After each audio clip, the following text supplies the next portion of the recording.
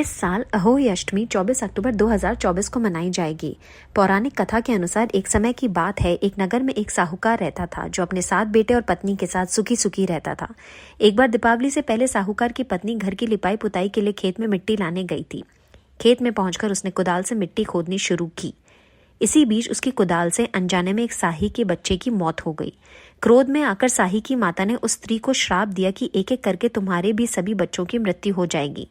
श्राप के चलते एक एक करके साहूकार के 7 बेटों की मृत्यु हो गई और साहूकार के घर पर दुखों का पहाड़ टूट गया। इतने बड़े दुख से घिरी साहूकार की पत्नी एक सिद्ध महात्मा के पास जा पहुंची, जिसने उसने पूरी घटना बताई।